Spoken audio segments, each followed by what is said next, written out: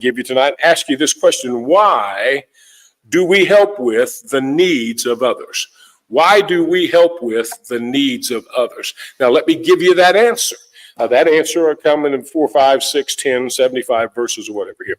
Matthew chapter 5 and verse 42. You can grab a piece of paper and write that down or turn to it. It doesn't matter. Matthew chapter 5, verse 42. Jennifer has none of these verses, so it'll take her a second to get to them. Give to him that asketh thee, and from him that would borrow of thee, turn thou not away. If you do find that verse, circle that last phrase, turn thou not away. The Word of God has asked us to help those that are in need and not to turn away from them. Now, granted, you can't help everybody. Helping everyone is beyond the pale. You guys go ahead and sit down. Go ahead and sit down. You make yourself at home. Put your feet up. Kick your shoes off. It's bluegrass music anyway. Throw your shoes off. The guy can stick his toes out and wiggle those things with bluegrass. The Bible is pretty explicit in tons of verses, Old Testament and New Testament, that if someone asks you to help them, if you possess the means to, you should. Sometimes the Bible even instructs us to help them sacrificially. In this case, the Bible says if someone asks you for something and they're in need, don't turn away from them. Help them in whatever way that you can. Let me give you another verse here. Romans 15:1. Romans chapter 15 and verse number 1.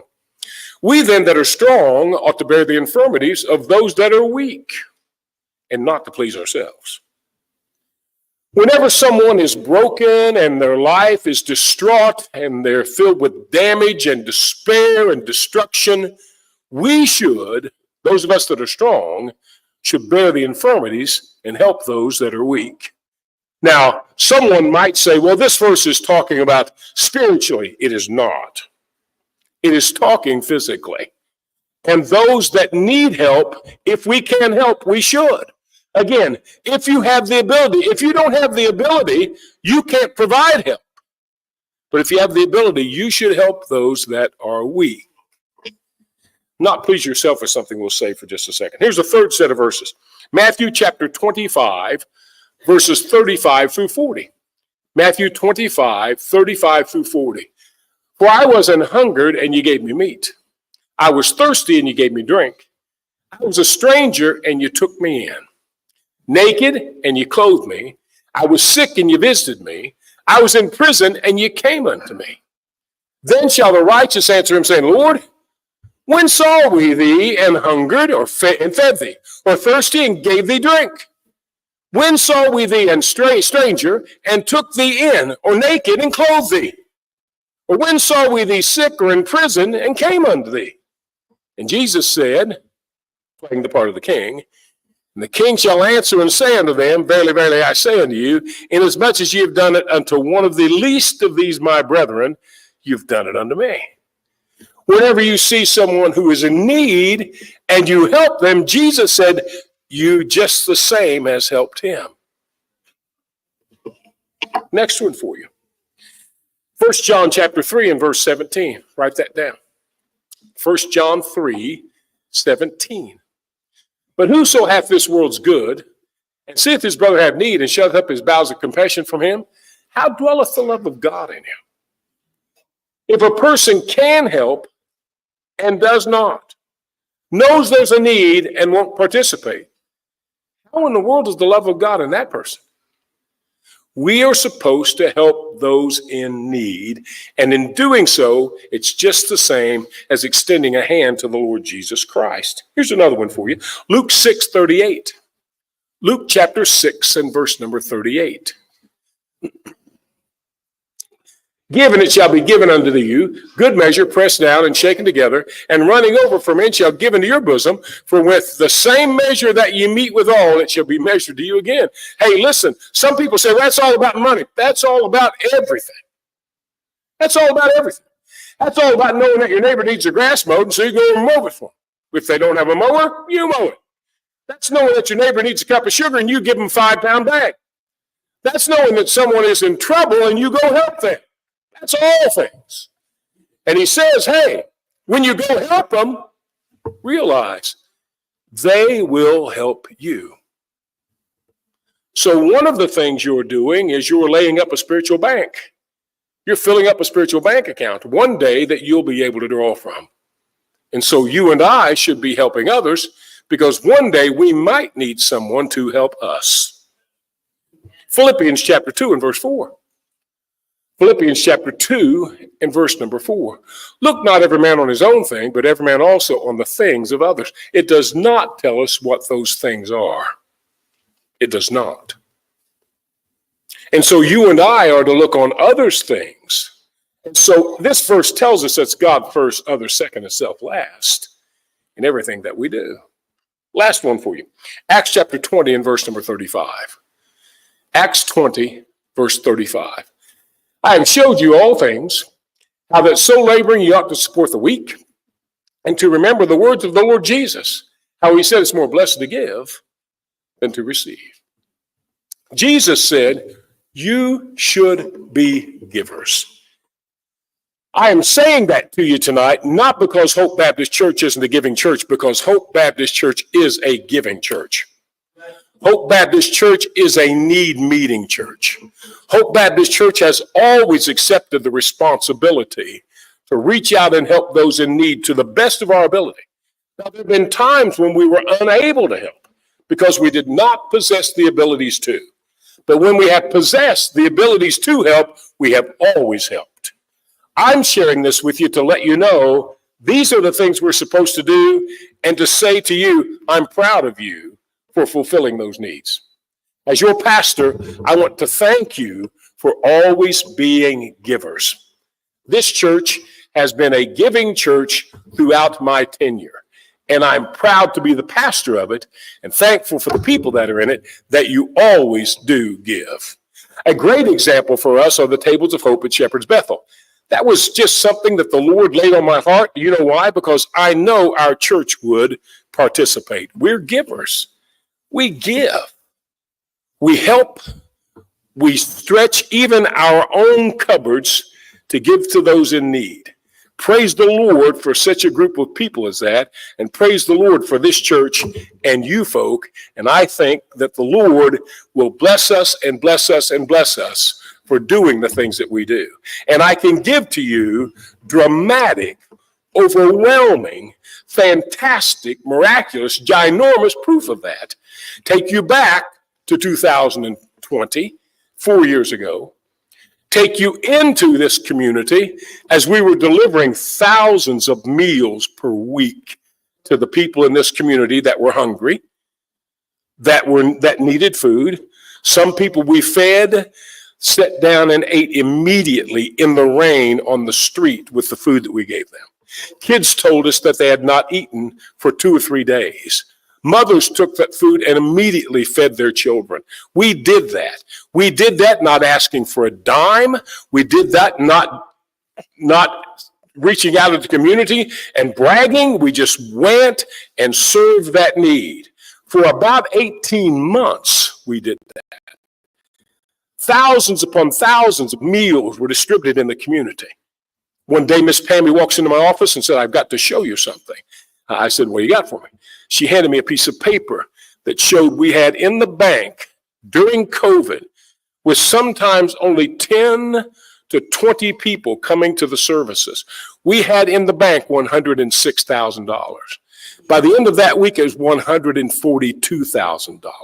I came in here to the church terrified because that got up to what? Over $400,000. You cannot outgive the Lord. And he has blessed this church abundantly. And I share with you tonight, these are the things we're supposed to do. And he has blessed us because we have been doing those things. And I say for all of that, praise the precious Lord for all that he has done and all that he has given. And all of the folks said, yes, amen. All right, Jennifer, let's have our pictures. Our pictorial view. All right, now we were headed for a place called Pisgah Forest, which is close to Asheville, but not quite. By the way, that next picture is a strange picture. Put that thing up. The next one. Next one.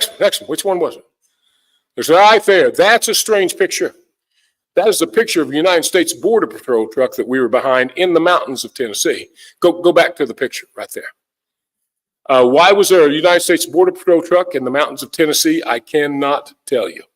We do not know. I do know that I said, get a picture of that. And Mark leaned up with his 35 millimeter camera and went click, and the flash went off, and that truck panicked. They saw the flash in the mirror. They both looked up at us. About a mile, they disappeared. Am I right? About a mile, they disappeared. We do not know where they went. We do not know how they got off the mountain. Maybe they just decided to go over the side. I can't tell you why they were there. I can't tell you what they were doing. I can tell you that Tennessee is not near the border. Either way. So can't tell you what was happening with that, but I do know that they were there. Is this thing like on a, you turn it on, it just keeps going? Okay, so they told me to wait a second, and I'm waiting a second. Now that barn, I have no idea where that is, but I like it. How many like that barn? Yeah, I like that barn. The police department in Avon? That's behind the police department in Avon? That's where they've been putting everyone.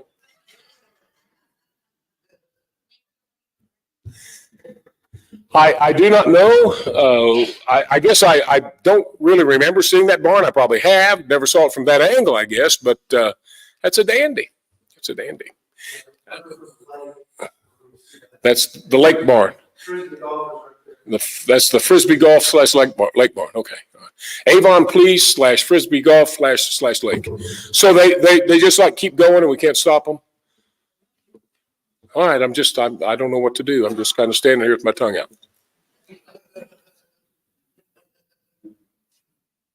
Okay, so I'll tell you what I'll do right now. I'll have Jimmy come and tell us what he thinks. And I'll have Mark come and tell us what he thinks, then we'll see what happens here. Okay? Jimmy? Put your shoes back on. About North Carolina? Yeah, well, let's restrict it to that, okay? All right, well, Pastor was looking for somebody to ride there with. It's a long trip and hard to stay awake on those long trips. He seemed to do pretty good with me snoring beside him, though. I don't think he fell asleep at all. By the way, that's true. That is true. At times. I did my best to stay awake. The trip there took quite a bit longer than we thought, but other than that. Now, when we was heading down there, though, we found a way to go down there. Check Google Maps. You had 40 shut down for a section of 10 miles washed out. Who knows when it'll be open back up. You also had 26, which is the two main highways running down there into Asheville. They were both shut down for 10-mile stretches of them, just washed away. They don't know if they'll ever open back up, so who knows. So we figured we'd go around to the north side of it and come back down. And was heading down 25 through the north side of it. And it also was shut down, which it didn't say, nowhere had said that. We even called the people ahead of time and asked them, and they said 25 is open, come around the north side and go way over to the east and drop back down.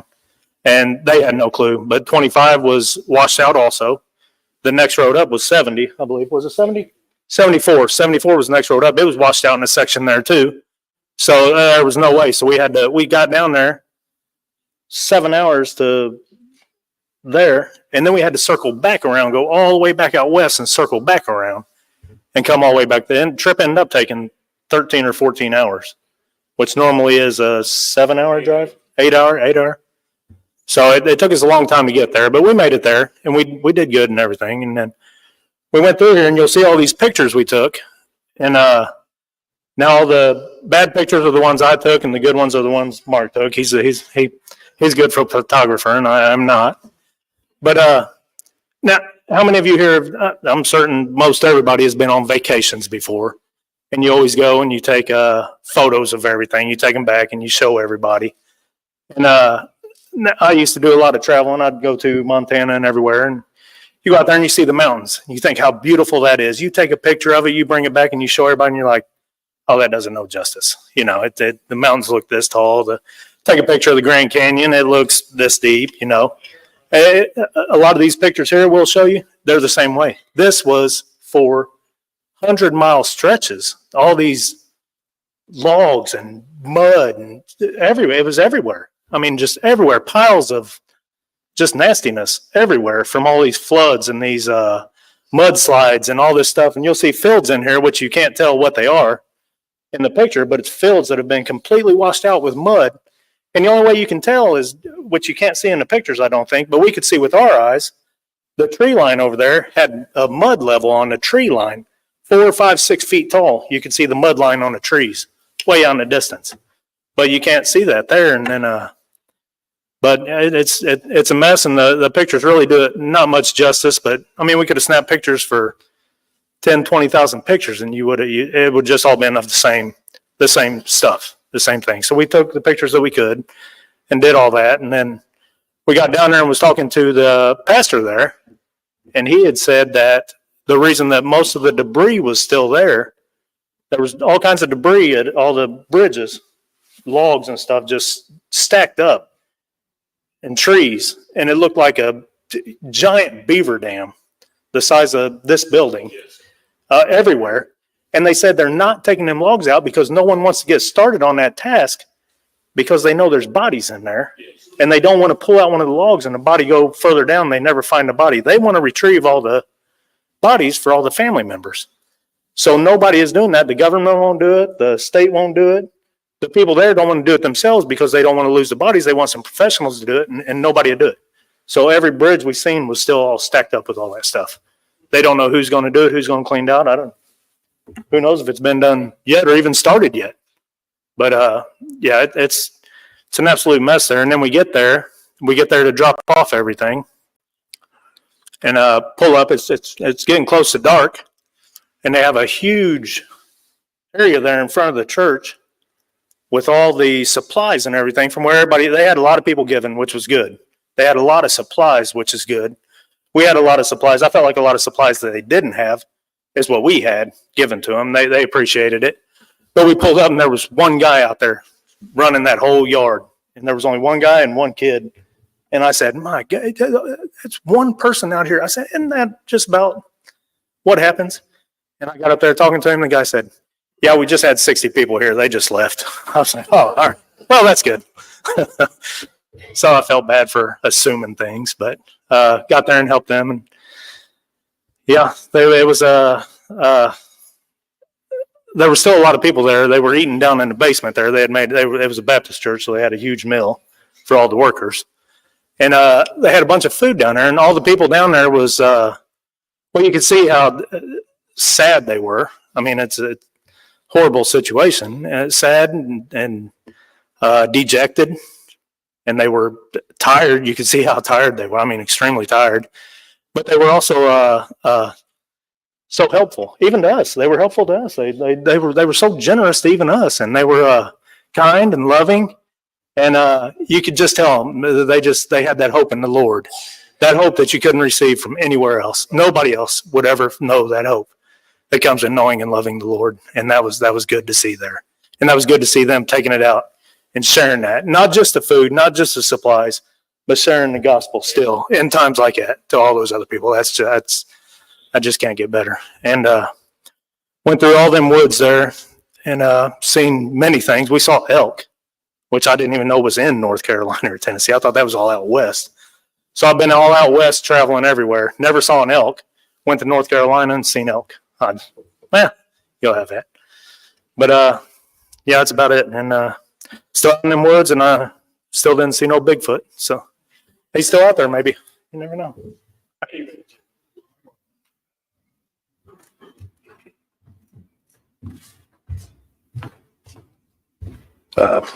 It's like he said. We saw some things in addition to what he was talking about. We would go through areas where cornfields, wheat fields, soybean fields, and these people didn't just lose their homes. I mean, they lost their crops. I mean, there's rivers of mud and water. It was just totally devastating. There's going to be no crops come out of that whole area forever. The thing that kind of disappointed me the most was our government. We went through Cherokee on the way into North Carolina, and we come up on the big Harrah's Casino, which is a monstrous hotel. Our government had every single room, every single spot in the parking lot taken with their trucks. Now, this is in the middle of the day. Never saw one single person out. I mean, All their trucks were in the parking lot. They had a gigantic antenna up. I was monitoring ham radio all the way down there. Never got a single signal from any of them, which they should have done that. Even I was even on the Hurricane Watch Network, got nothing. But we didn't see any, other than the 2 Border Patrol agents driving their truck away from us. We didn't see anybody from the federal government. And every one of those trucks in that parking lot were FEMA and Homeland Security. And this is the middle of the day, and the parking lot is full, and that's all that's in there. The pastor said, if I'm not mistaken, that they had rented every hotel room, so the people that lost their homes had no place to stay, couldn't even rent a hotel room. It was really sad. They actually had campers. People had brought hunting campers, travel campers, and brought them on the campus of the church, and were letting people stay there while we were there. There was probably 10 or 12 of them. For people that had lost, couldn't even stay in their homes. We saw people that were trying to patch a roof on their houses as we were driving. One reason the pictures are so bad is we were on narrow roads. We couldn't stop. They made the traffic move through. He had to be real careful driving because every 2 minutes there came a Asplund tree trimming truck or a lineman coming through, and those trucks are huge and these roads were small, and we couldn't stop to take a decent picture, but we got some pretty good pictures. One of the things that I thought was great when we got there is just there was one lady drove through. I think they were getting ready to shut down the pass out program, and she doesn't know us from Adam. She drives through, they put some stuff in her car, and she rolls down her window and thanks us, for bringing the stuff down there, which I was kind of hopeful. That was kind of neat. And they treated us great, except for that shanty we had to spend the night in. That was, we had to rough it. We really had to rough it. I think my main job there was to keep consumption of barbecue to a minimum.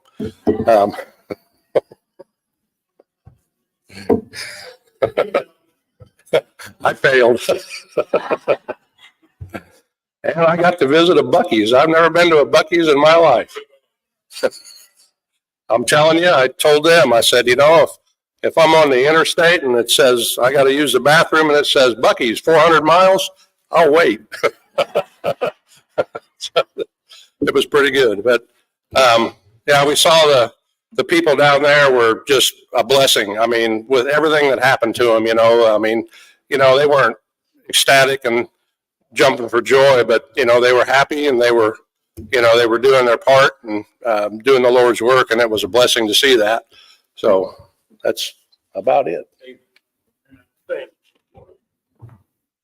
I wish I would never stopped at Buc-ee's. If there had been 15 Buc-ee's, I'd had to stop at every single one of them on the way back. And I said, that's right. They have like 300 gas pumps and fuel pumps, and I'm at pump number 260, I think it was, to get my fuel. I went in and said to the lady, I'm at pump 260. She said, okay, that's diesel, right? She said, okay, we have to take a picture of you. So she goes over to the computer and punches a button, up comes a picture of my truck. She said, that's your truck? I said, yeah. She goes, you always take a picture of it, make sure they do pay. Okay, all right. So I didn't. It was some operation. Anyhow, we stopped at Buc-ee's in Sevierville and Buc-ee's in Richmond, Kentucky. And then Mark says he gets any more Buc-ee's. And so I guess I'm glad there was no more. But it rubbed off on Pammy and her sisters. They stopped at every Buc-ee's on the way to Orlando, going down and coming back. So I think she bought a Buc-ee's sweatshirt or something. All kinds of Buc-ee's stuff. But if you've never been to a Buc-ee's, I think they're going to build one north of here, close to here, sometime soon. And so you'll be able to go to Buc-ee's. And I will say the best beef jerky in the world is at Buc-ee's. And so it's a neat place to go. One thing is it's clean.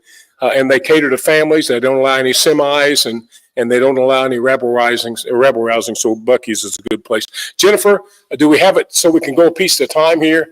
Outstanding. So there's the Border Patrol. We already talked about those folks. No idea. I have not received a satisfactory explanation for that truck. Notice the license plate. Yeah, well, it's blacked out, but that's done by Kyle. Kyle blacked it out. He's afraid somebody call the border patrol and start yelling at that license plate and forget it. He didn't want us to get in no trouble. So anyway, go on to the next slide. These are, as they mentioned to you, these are the power trucks. The road was filled with them by the hundreds. We did have to drive over down the power lines that were still across the road. We just drove over the top of them, kept on going. Some places there was no one there to flag us by. One place they were, just told us to drive over them. But generally, you don't do that, but we just couldn't stop. We had to keep going. So these are the power trucks, and they were everywhere. Go ahead. Again, power trucks. You may be able, maybe in that picture, you could have seen some wires down. I'm uncertain, but no, I don't see them. Past the truck around that, by the truck that has the extended lift, there were power lines down in that road. And you can see there's still debris in the roadway. There were roadways. I don't think we have a picture of these. By the way, Jimmy mentioned to you about the pastor talking to us about bodies in the rubble. There is a bridge. We did not take a picture of it either way, going or coming. We crossed it both times, right by the airport that serves Asheville. You go around that airport, you come around, there's a bridge on the other side of it. You turn down that road, it's about 10 miles to the church. On that bridge, the debris from the creek below it was higher than the bridge on the side away from the mountain. On the mountainside, there were trees that were just cut off at the guardrail. We drove over that bridge. The pastor said, "Did you drive over the bridge by the airport?" I said, "Yes, we did." He said, "I'll tell you about that bridge." He said, "I was down there once the flood began." He said, "There was a lady in a car. They do not know if there was anyone else in the car. She had gotten onto the bridge and a tree had come off the mountain and pinned her against the guardrail." He said, "I watched. No one could get to her." He said, "I watched as the water washed over that car and washed over that car and washed over that car and washed over that car. That car's gone. They don't know where it went. They don't know where she went. She is probably wrapped up in that debris." And they are afraid down there to start tearing those. When they closed 25, they closed 25E because of bridge abutments that had washed out or were so filled with debris they couldn't get under to inspect them. The same reason they closed 74. There's debris down there everywhere. We'll show you a picture. Let me show you a picture in a second. I'll see if I can show you some of it. Go ahead. This again is on the highway. Look at the beautiful mountains there. It was such a beautiful drive through most of it getting down there. 8 hours and 15 minutes. By the way, this is a trash truck that was picking up debris, and some of the debris it picked up had a fire in it, set the trash truck on fire. And I mean, it was blazing as we got up there. Do we have a second picture of it? Or is that the only picture? Yeah. Just sitting there burning. They had the road blocked off. It got off the road there and just burned it up. Next picture, if I could. This is where we start seeing, this was a cornfield. It is probably here a little wider than a quarter of a mile. On our right-hand side, there is a river as wide as from here to the road, probably 30, 40 feet deep. There is debris on this side of our truck while we're driving here that is 30 feet above the roadway in the air. Just logs and trees and parts of houses just piled up there for hundreds of yards. And then on the other side of the river, you had the same thing, just piled up and piled up. But this was a cornfield that was completely washed away. Back over against that tree line, I'm just making a guess, but the mud line on the trees was as tall as me. And that's a quarter of a mile or more away from the river that's on the other side of our truck. And that water went way back in there, who knows how far. Let's go on, please. Again, there's debris that's washed into the tree line there. Tons of it. Next one, please. Same thing there. Just debris piled everywhere. And that is all washed down off the mountains. Again, please. More debris. That's a pile there on the side. That's across the river. There on the side, just piled up. And that pile just keeps going up. Yes. For those of you who did not know there are elk in North Carolina, Tennessee, and Kentucky, you know now.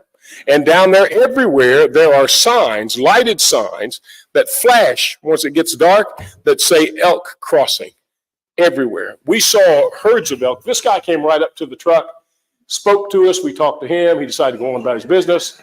But He got really close to us. That's a great elk picture, by the way. Let's see what's next. That's the same guy. He's still carrying on a conversation with Jimmy. He liked Jimmy really well. Next picture. That's the elk running by at hyperspeed. No, I'm uncertain. We're passing houses here. You see that tractor? That tractor has been just literally carrying houses down to the side of the street and dumping them off. And what you're passing there very quickly is a pile of houses, of just a pile of crushed up, mangled up houses. Next picture, please. Yeah, we couldn't stop. And again, you see the trash out along the street. They were already inside this house. See how the siding is off, and they've already started putting up the new wood. See how high it goes? That's how high the water was. Yeah. Go ahead, please. There's more of the elk herd. That's Mr. and the Mrs. and all the little youngins. Next. Oh, this is in Newport, Tennessee. And there they had a curfew, which was from 9:30 till 7 a.m. Those signs flash the lights, makes it hard to take a picture of them. And so you got the picture there. But at that sign, probably less than a quarter mile down the road, we're still on 25E there. We were told 25E is closed. And they turned us off into the debris field. Next one. Here we are at Anchor Baptist Church. This is what the front of their church looked like. They are unloading things there. You can see over on the side. You see the front of my truck here, but you see over on the side under the tent, you can see cars lined up. The cars went in, made a turn area, came back out and picked up the things as they left. While we were there, a couple of cars stopped and got things. And one young man wanted some diapers, and he took diapers right off our trailer and gave those to him. Yeah, that's Jimmy, and he had woke up, and I got him out of the truck there. So, next one. There's Jimmy again, and again you get an angle. We showed you kind of straight at it. Now you're looking back the other way. How far everything goes off to that other side. The roof that you see. This church has a program where they collect goods all the time, and they have an organization called the Baptist Disaster Relief. And that warehouse is probably the size of our school building, and it is filled with goods, tons and tons of goods that people have sent them, some in advance, some now, and they were giving them out. And back on that side, there's another place where you could go in and pick up things by the bulk. Like they were picking up bulk 2,000 pounds of apples on skids and in boxes. People were picking those up by the bulk and delivering them out into the communities. This was a major distribution location, so that's one of the reasons we chose to go here. And then there again is a picture of all the things. And they were sorting it, exactly what went where. They didn't have any baby. Here again, there's my ducks. Notice my duck family. There's more debris down through there. Some of that debris is entire houses. Some of it is out of the houses. And that road, we were in that debris field you can see a church steeple down there too. It was destroyed. The doors were gone, the windows were gone. You drove by, you looked in, there's nothing inside. It's all gone. That debris field went on for 5 miles before we turned off of that road. The whole time we were in that. Yeah, before we turned off that road, that debris field went all the way. Yes, next picture. Here's some of the things we took. We took food. We took diapers. By the way, right here. You see the 6 brown lids? That's baby formula. We had 2 cases of baby formula. A case of baby formula, that case is $240 for those 6 cans. It was $500 for 2 cases, so we didn't take a lot of baby formula. As soon as I heard we had baby formula, he grabbed it right there. Sitting beside that is baby food in the off to the left in the kind of orange boxes. That's baby food. Thank you. That baby food, we took 12 boxes of that. I said, we have baby food. He grabbed it right now. Took it immediately.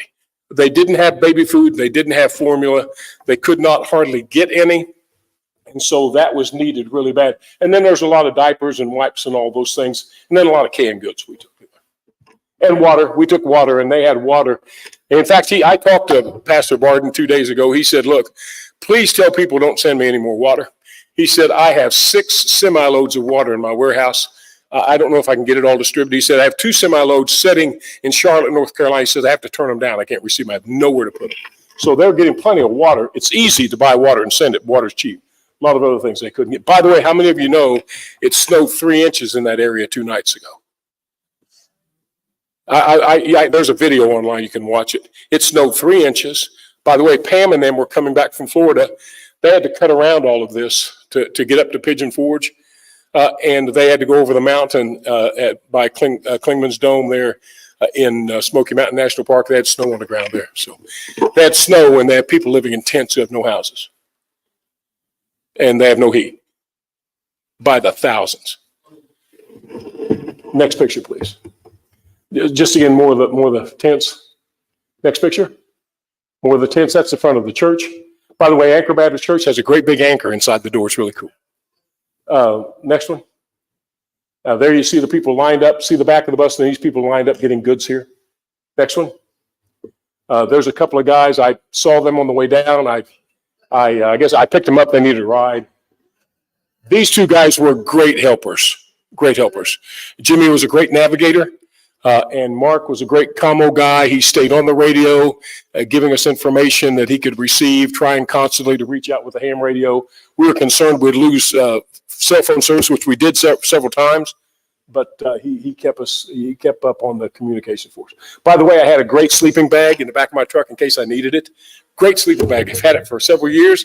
Somebody else has it because it got thrown off with all the other stuff, and so it stayed in North Carolina. Anyway, next. Okay. But hey, I could say that's the Three Stooges almost, but I don't want to know who's Moe, Larry, and Curly. Okay, I don't know. I guess I'm Curly. I have no.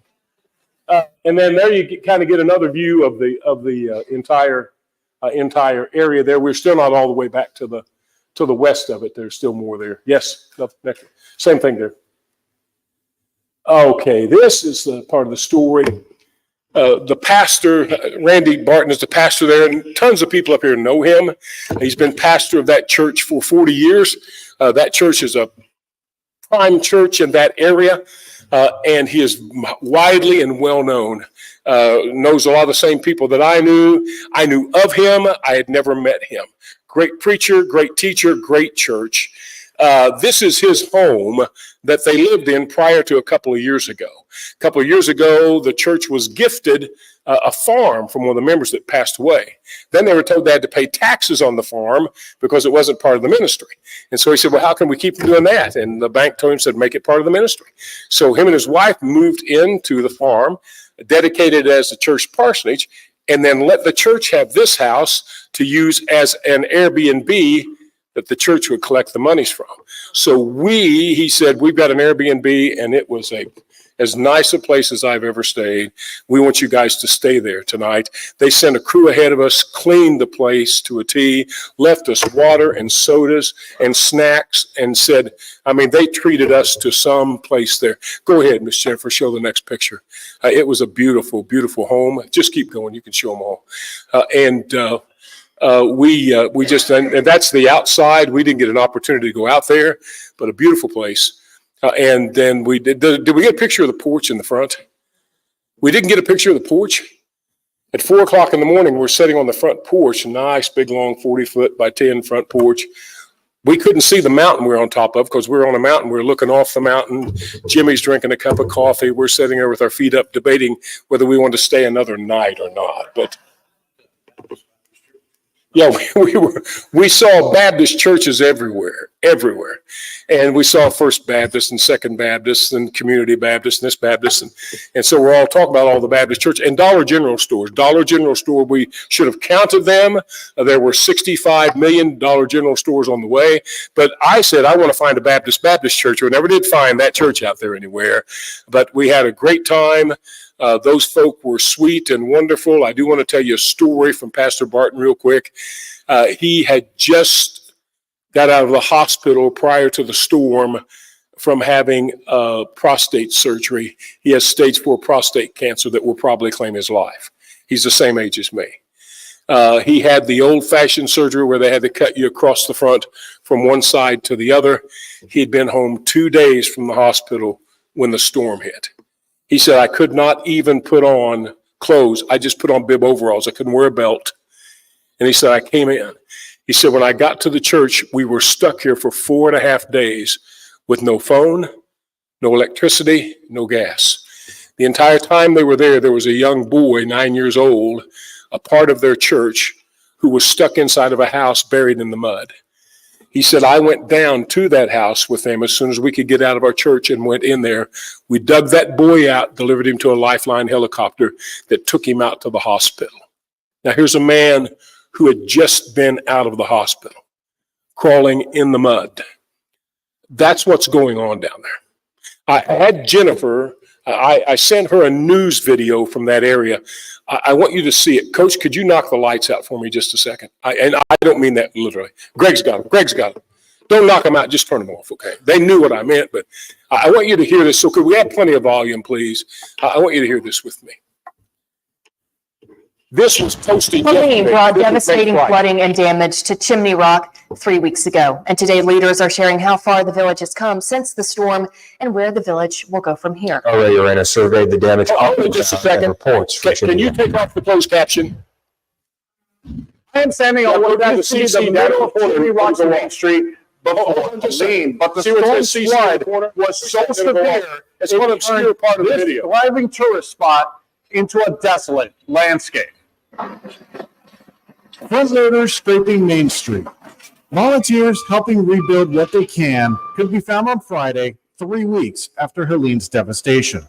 And to imagine that that river was literally over our heads at this point. That the volume of water, that's why, devastating and just unbelievable. Hard to imagine. Bridges and roads wiped out. Debris scattered across the rocky Broad River. Some businesses damaged beyond repair. Just 2 weeks ago, we had just huge piles of mud and debris, higher than us.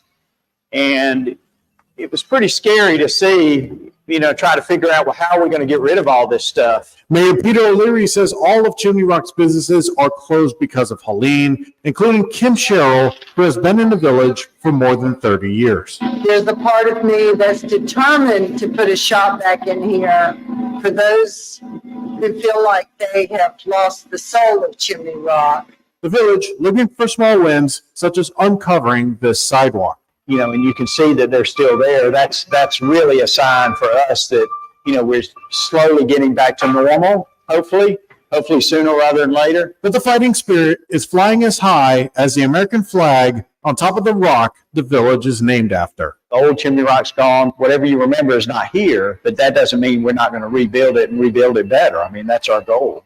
O'Leary says he does not yet know how the village will pay for rebuilding. He says it is leaning on state and federal support to eventually build back the village. Reporting in Chimney Rock, Ray Arena, WYFF News 4. Ms. Jen, can you start it again and then stop it when I tell you to? What 5 pounds of body fat looks like. Want to lose this and more? Keep watching. Have you seen this guy?